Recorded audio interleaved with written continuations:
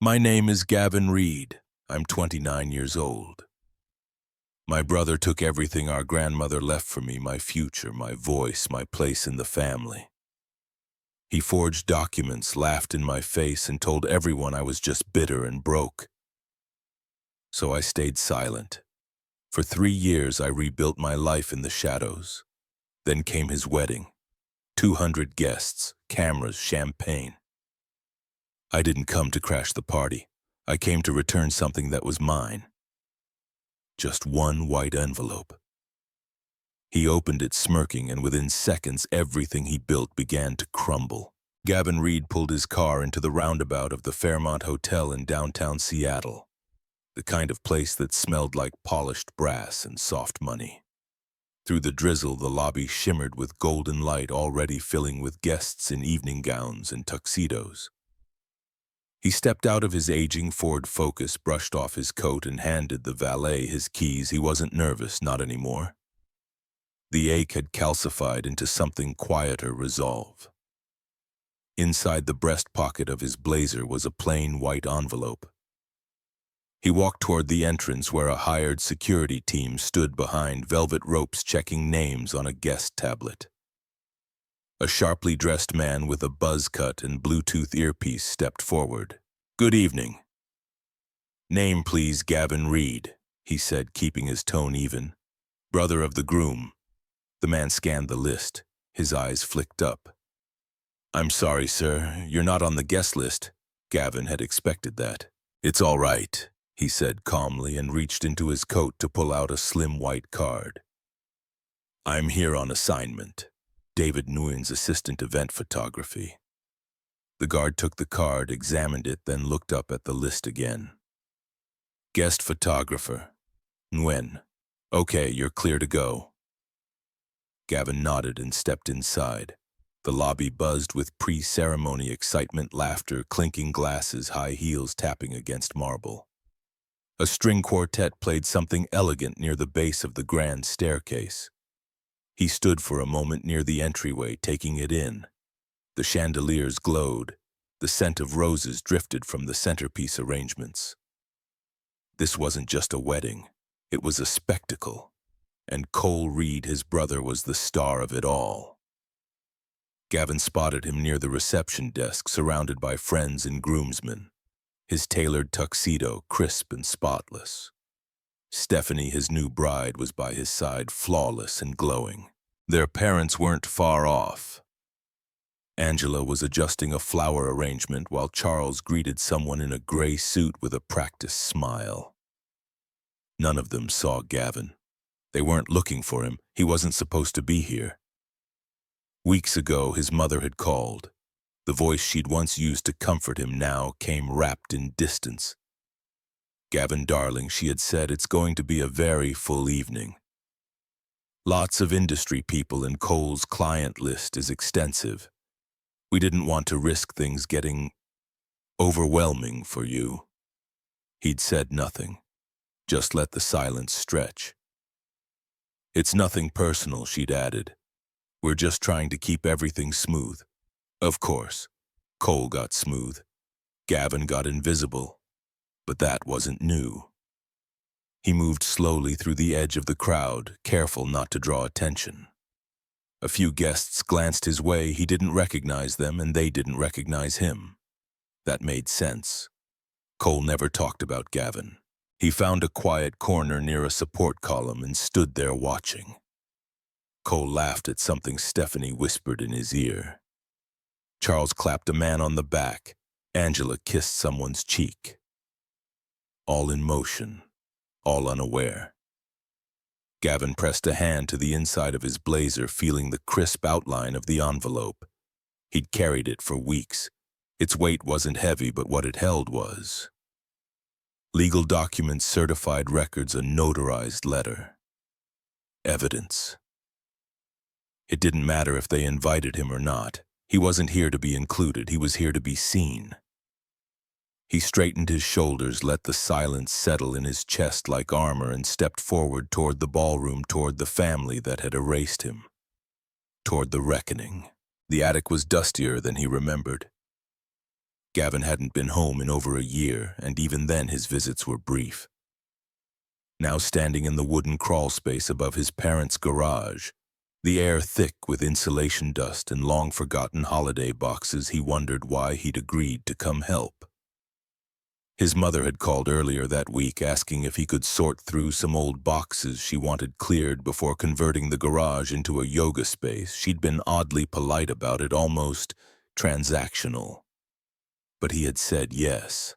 A part of him still wanted to be useful. He ducked under a low-beam flashlight in one hand and started moving labeled bins. Christmas lights, baby clothes, a trunk labeled coal, trophies. Of course. Gavin moved past it without pausing. Near the back, tucked behind a disintegrating pile of garlands, he spotted a dusty cardboard box with handwriting he hadn't seen in years. Slanted, deliberate, cursive June R. Personal. He stopped. His breath caught. The flashlight trembled slightly in his grip. He hadn't thought about Grandma June in a long time, not because he forgot her, but because the family rarely spoke of her after she passed. She had died when Gavin was in high school. He'd loved her fiercely. She was the only person who ever seemed to see him. Kneeling carefully, he pried open the box. The scent of paper and cedar rose up like a ghost. Inside were stacked letters, faded photo albums, and a leather folder tied with a worn ribbon.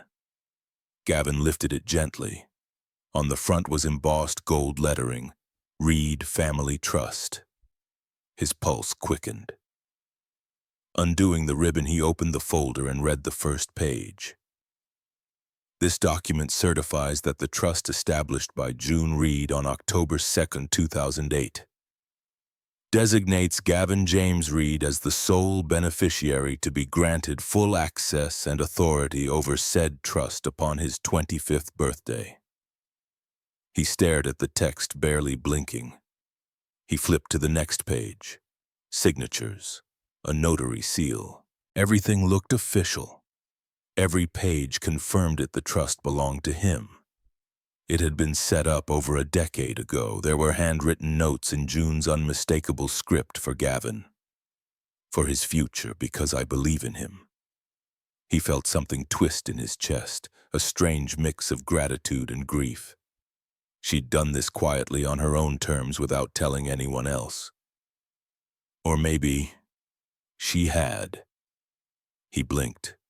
Why hadn't he ever heard of this? He was 29 now. This document said the trust was to transfer at 25 4 years ago. Yet no one had contacted him. No bank, no lawyer, no one. He'd lived in the same apartment for the last 5 years. He hadn't changed his number.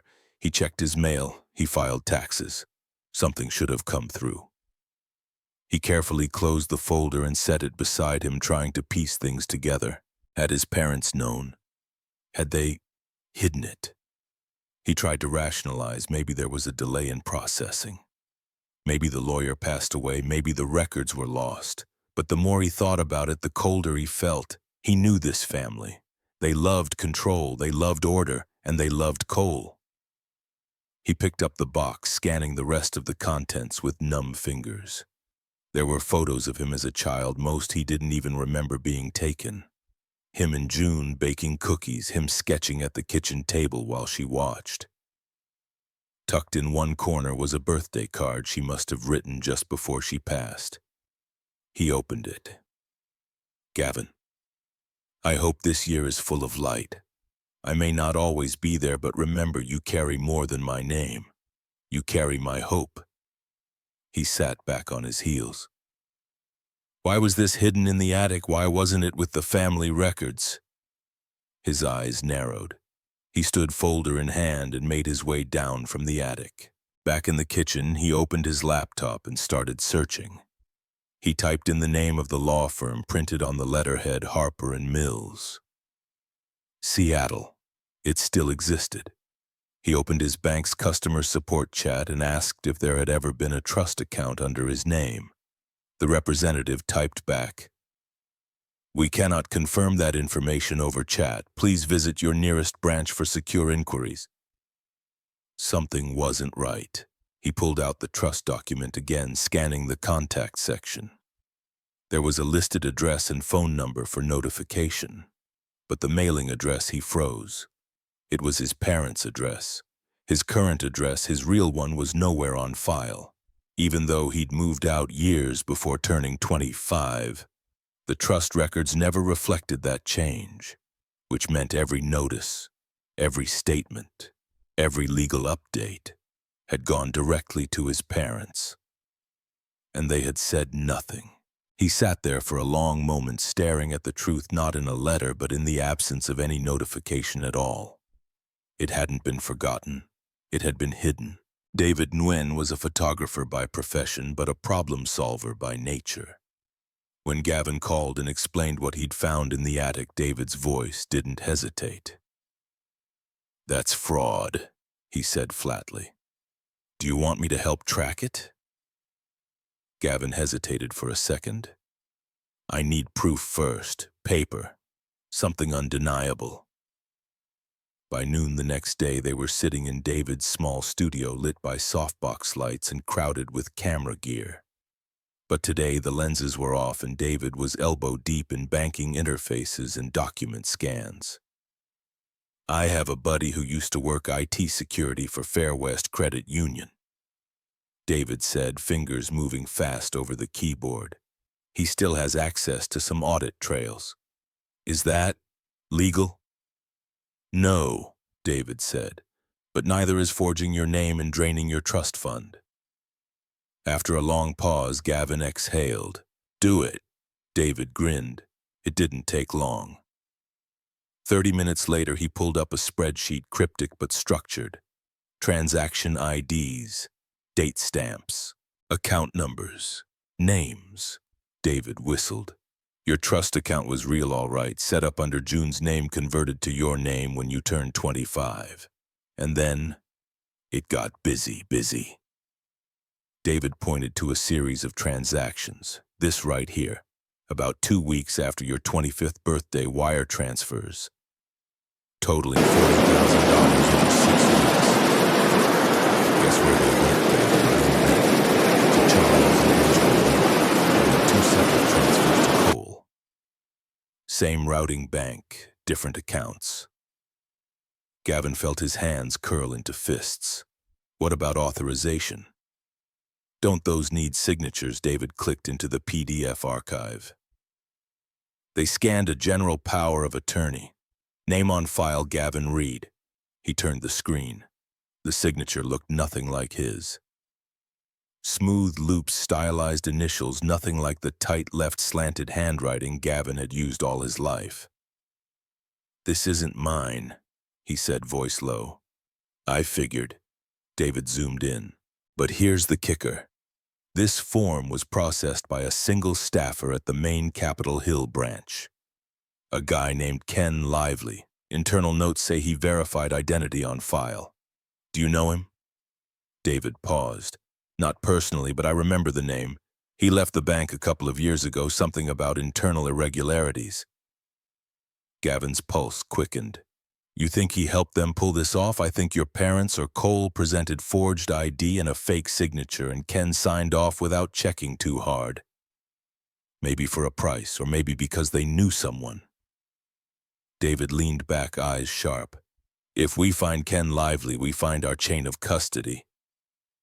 Gavin rubbed his forehead. "They didn't just hide the trust, they emptied it." "Not completely," David said. "There's still some balance, small, but enough to show activity.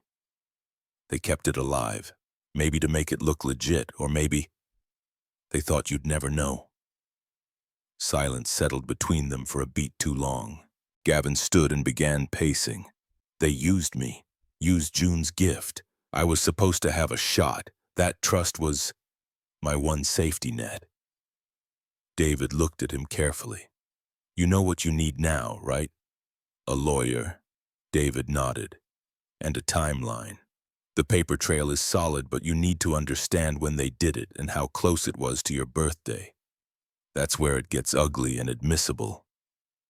Gavin walked back over, eyes still on the screen. And Ken, I'll start looking. Someone like that. He didn't vanish. Might even be trying to keep his nose clean now. If he's not working in finance, he'll talk for immunity or a deal. Gavin looked down at the forged signature again. It was almost laughable. They hadn't even tried that hard. Maybe they didn't think they needed to. Maybe they assumed he'd just keep drifting, never question anything. He had been invisible for so long, even to himself. Not anymore.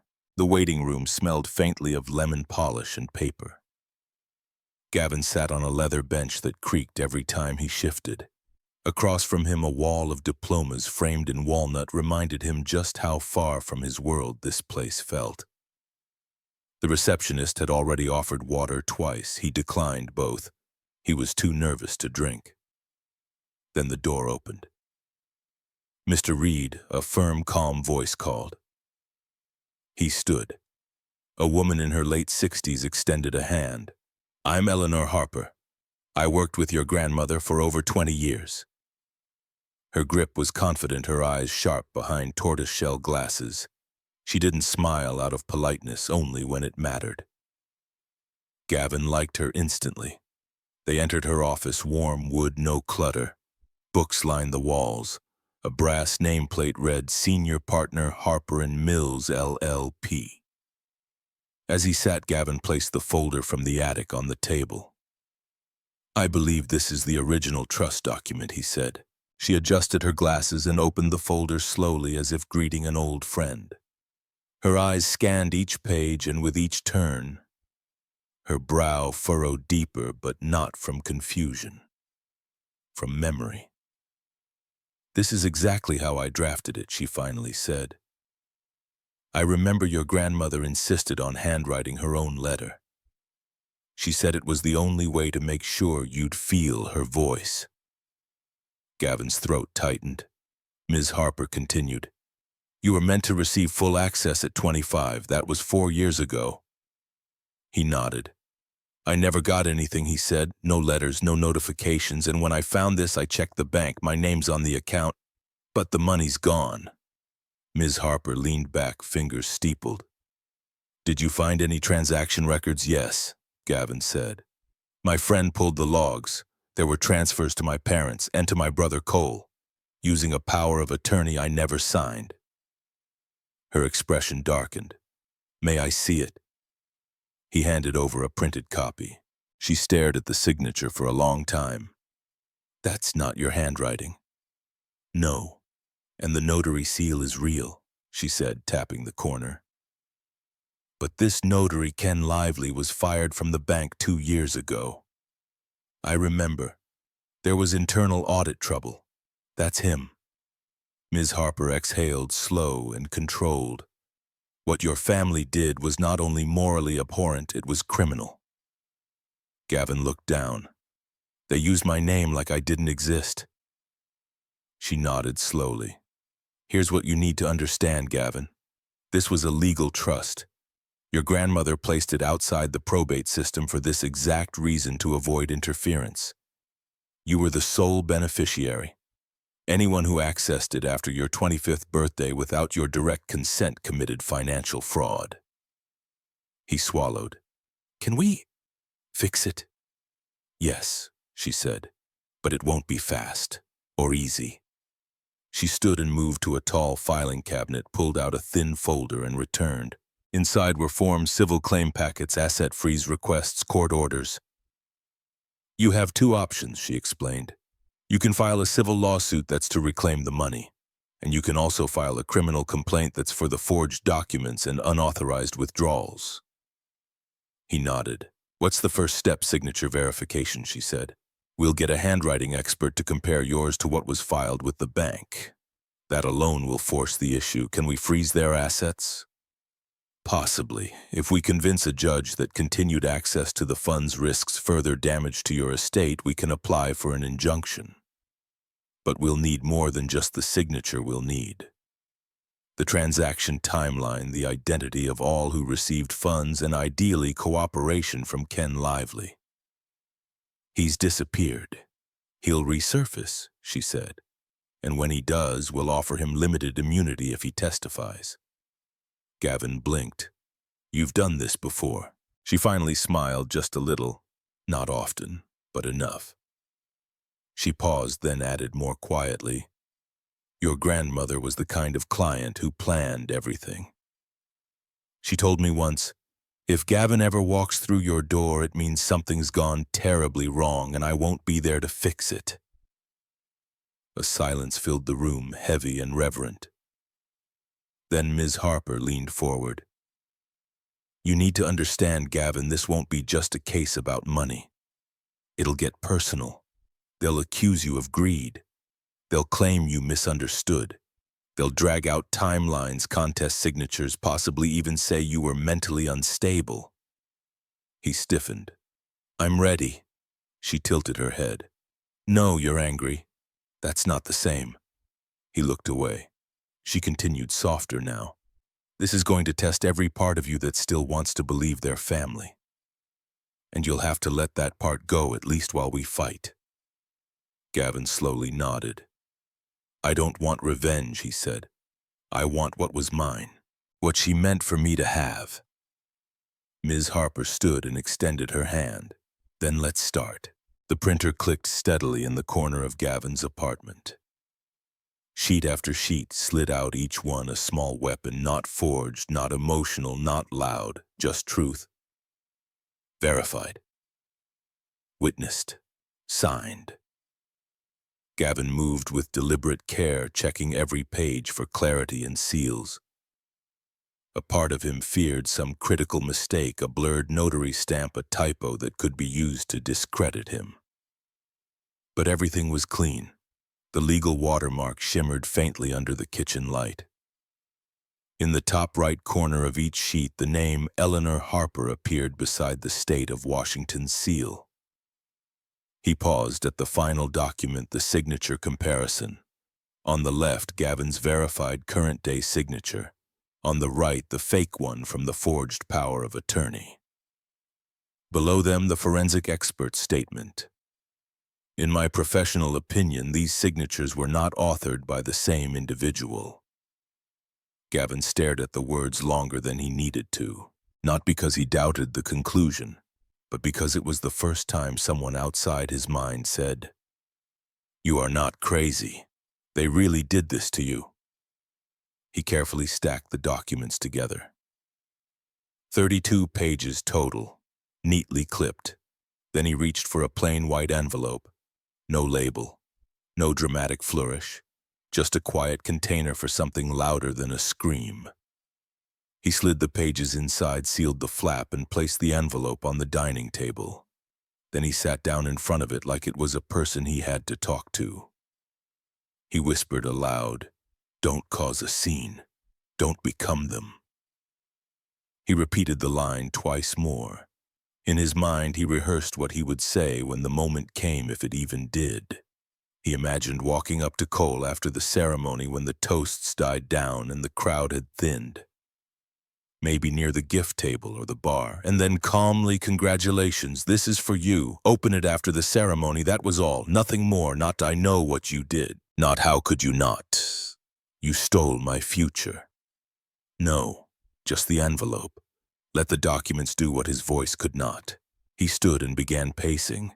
There was a tension in his chest he couldn't name, a weight not of fear but of control, of holding something enormous with careful hands.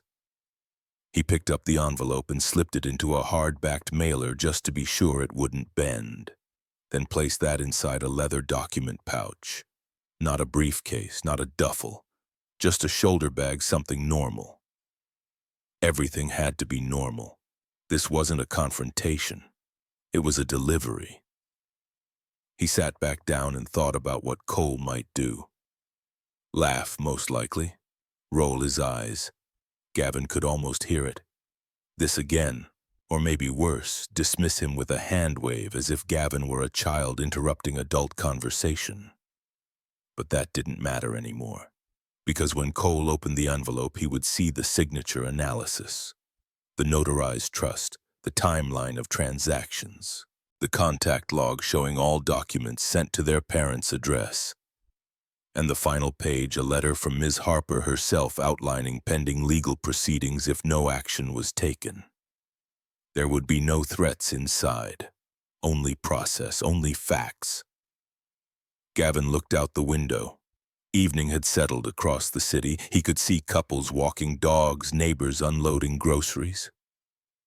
Ordinary life. A strange calm took hold of him. He had always thought justice came like thunder, loud, shaking, dramatic. But maybe it was more like this. Quiet, measured, set in motion long before anyone noticed. He pulled out a pen and scribbled a note on a sticky pad. He almost didn't want to, but then something in him whispered, "This is your final rehearsal." He stuck the note to the document pouch. "Congratulations. Open this after the ceremony. Gavin." He read it again. It didn't scream. It didn't beg. It just existed. And that was enough. The ballroom at the Fairmont Hotel shimmered with gold, uplighting, flickering like candlelight against crystal chandeliers. It was the kind of evening people took photos of just to feel important. Gavin stood at the edge of it all, dressed neatly in a charcoal gray blazer, blending in just enough to not raise questions.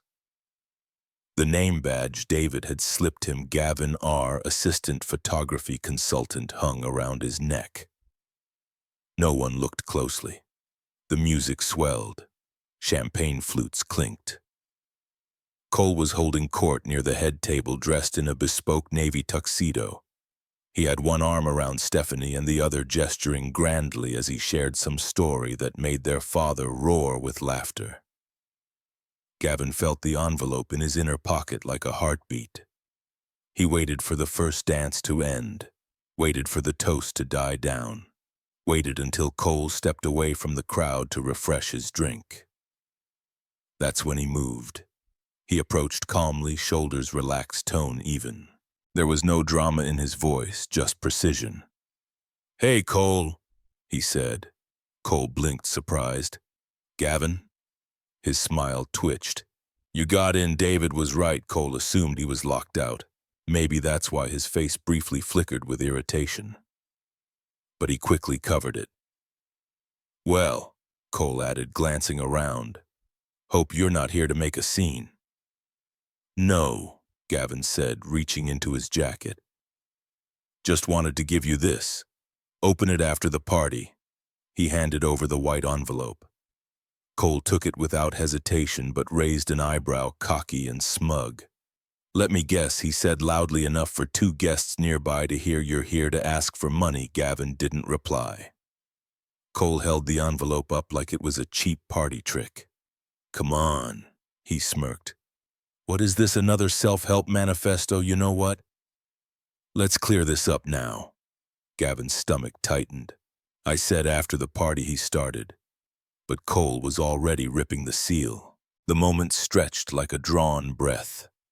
He pulled out the document stack and began flipping. The first page was a trust certification bearing June Reed's signature notarized. The second, the signature verification sheet. The third, a transfer timeline showing tens of thousands routed to Charles and Angela Reed. By the fourth page, Cole's expression was no longer smug. By the sixth, guests were turning. Whispers bloomed like gasps in a fire. Stephanie leaned over his shoulder, eyes scanning. Her hand flew to her mouth. One of Cole's groomsmen, a stockbroker by trade, read the header on the expert opinion and murmured audibly, "Forgery." It echoed louder than it should have. Gavin stood still. He didn't need to say anything. The room was doing the speaking now. Cole looked up at him, face pale, pupils wide. "You planned this?" he said under his breath. "No," Gavin said, voice low but steady. "You did. You chose to open it." Charles and Angela stood nearby, frozen mid-conversation with a family friend. Angela's hand was on her necklace, fingers trembling slightly. The music, which had been soft jazz, was now a barely heard murmur behind the growing slints. Then someone, the officiant maybe, reached for the document. "Is this?" Real. Cole didn't answer. Stephanie stepped back like she didn't recognize the man beside her. Is that why we never saw any mail come for Gavin? She whispered more to herself than anyone. No one moved. No one laughed. Even the servers paused. Gavin looked around one last time at the people who had erased him, who had rewritten his story without permission. And then, without a word, he turned and walked away. Down the hall, past the fountain, out into the cool night air. The envelope was no longer in his pocket, but something heavier had lifted. Not revenge, not triumph, just clarity. 2 days after the wedding, Gavin's phone buzzed twice before going silent again. He didn't pick up. The caller ID had read Mom, mobile. He stared at the screen for a long moment, thumb hovering over the voicemail icon. Then slowly he hit play. Her voice came soft, rehearsed, like she was trying to keep it neutral. Gavin, I think we should talk. None of this had to get so public. Your father and I, we only used what we thought was dormant. You weren't using it. It was helping the family. That's what June would have wanted. We never meant harm. Please, just call back. She hung up without saying, I love you. He didn't delete the message. He didn't respond either. Instead, he opened the email chain with Ms. Harper and uploaded all scanned evidence to the shared legal folder meticulously labeled and time-stamped. That same night, a formal petition for civil litigation and a motion to freeze assets was filed at the King County Courthouse. The law was slow, but Gavin didn't need speed. He needed accountability. Meanwhile, back at the hotel, the news had already traveled faster than the ballroom whisper trail. Stephanie called off their honeymoon.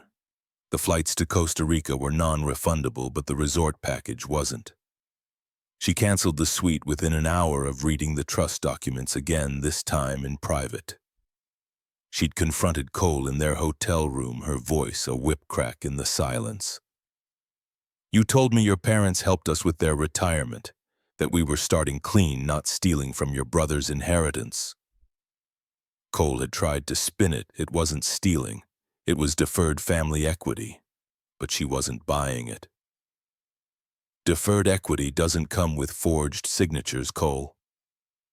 He hadn't responded. Now 2 days later, the suite was empty.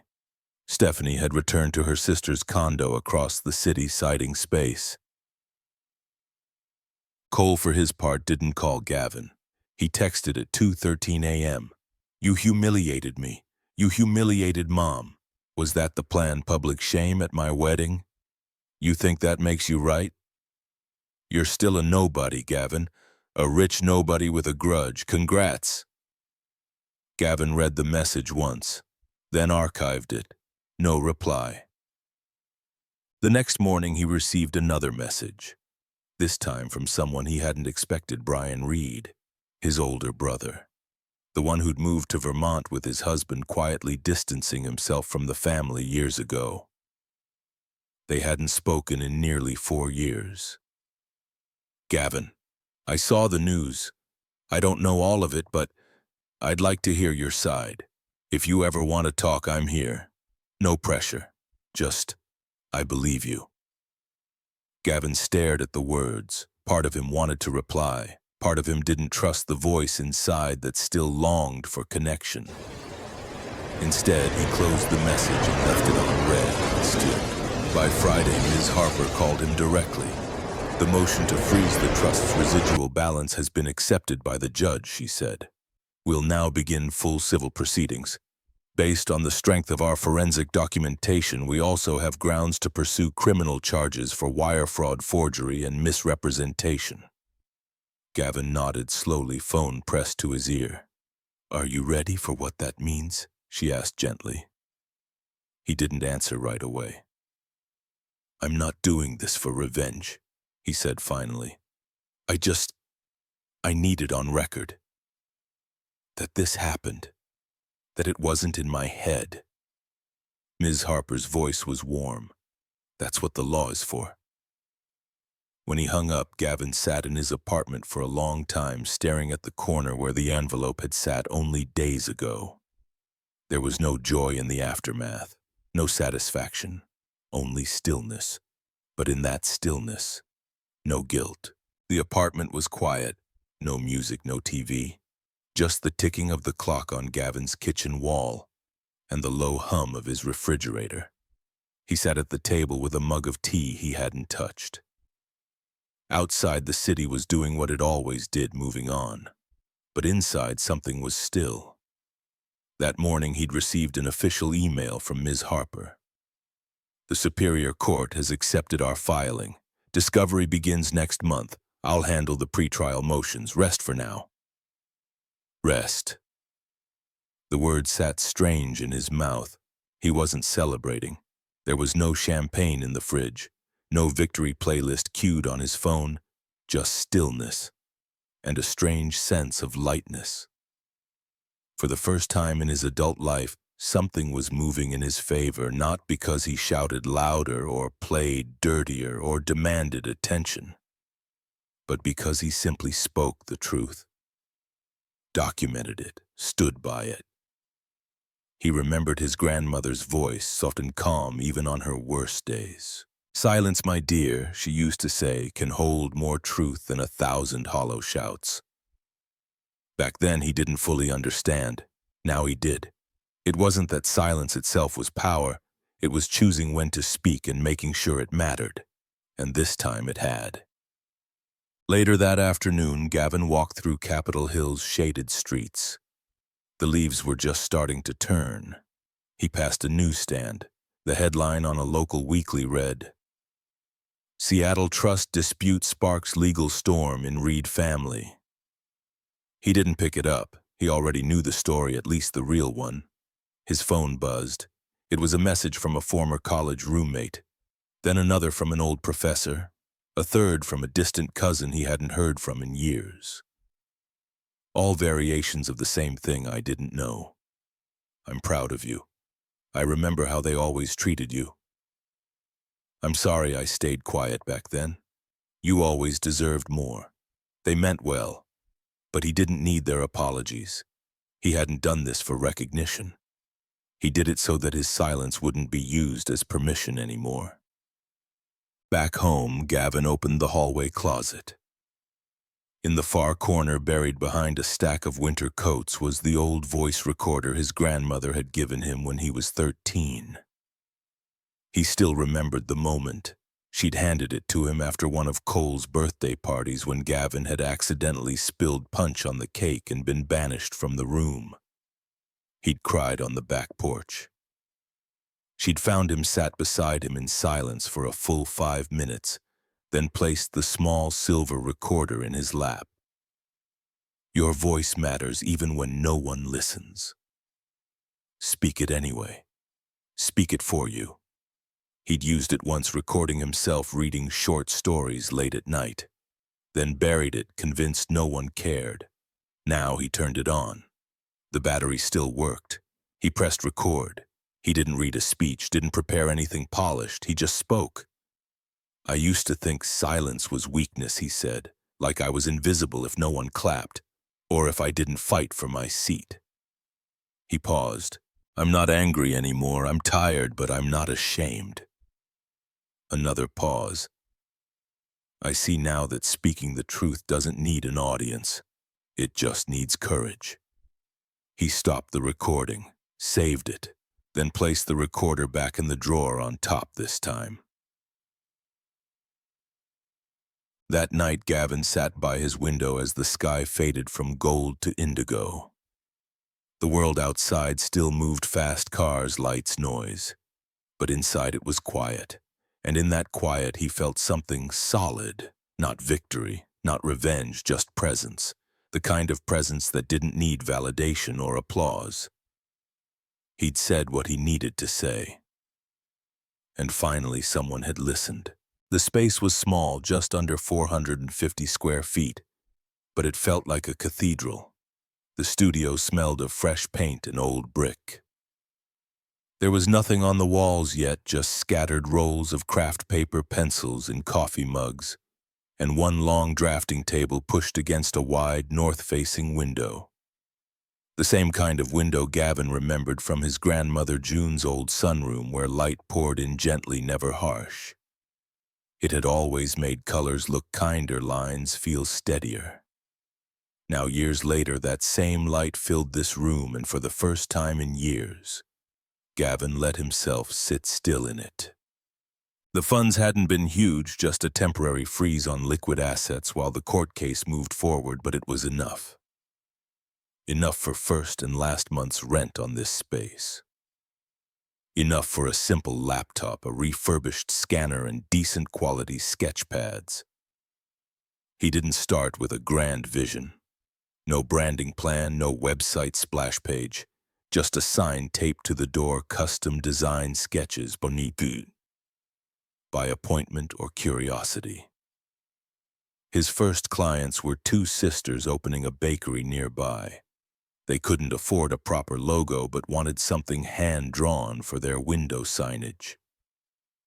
Gavin listened as they described their childhood kitchen, their mother's handwriting on recipe cards, the smell of cinnamon and clove. He sketched while they talked, and when he flipped the pad around, both women fell silent, not because it was perfect, but because it felt like theirs. That night, Gavin stayed late in the studio. Not because there was a deadline, but because it felt good to stay. He dusted off old folders, drawings he'd hidden in a storage bin after college. Some were crumpled, others half-finished. He lined them up along the table. Each one a younger version of himself trying to say something. For so long he had buried this part of himself, not because it wasn't good enough, but because no one ever looked closely enough to notice. Now he looked for himself. He didn't critique. He didn't flinch. He just listened. The next few weeks unfolded like a slow bloom. Word spread. A florist came in asking for a mural sketch that captured spring, but not cheesy spring, quiet spring. A nonprofit asked if he could digitize a hand-lettered thank you card from a donor who had passed away. Every request brought with it a story, a tone, a memory. And with every project, Gavin rebuilt a part of himself that had gone dusty. One afternoon, he found a sealed envelope tucked inside his old sketchbook. Yellowing, unmarked. He opened it gently. Inside was a letter from June dated the summer before she passed. If you're reading this, it means you kept drawing. Or maybe you came back to it, which is even braver. I want you to know that you were never invisible to me. Some people need applause to feel seen. You never did. You just needed a quiet room, a pencil, and a little sunlight. The rest, you've always carried it. Gavin sat in the middle of the floor, holding the letter to his chest, eyes closed. She had seen him, even then, even before he saw himself. So, that night he stayed in the studio again. He didn't work, he didn't clean, he just opened the north-facing window, leaned on the sill, and breathed. He didn't feel like a success. He didn't feel like a victim either. He felt real. He felt home. The name went up on a simple plaque beside the door, Northlight Design. Gavin had printed the letters himself in a clean serif font, quiet, confident. Underneath, in smaller print illustration, identity, story. He stood back for a moment, just looking at it.